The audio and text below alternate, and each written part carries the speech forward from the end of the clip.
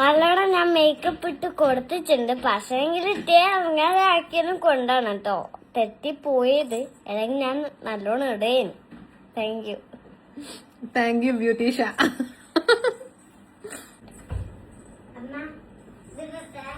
ആട്ടോ lipstick crayons അല്ല.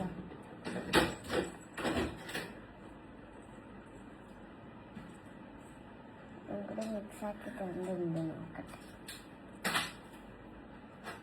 ഇപ്പൊ നല്ല രസമുണ്ട്. അങ്ങനെ മതി മതി.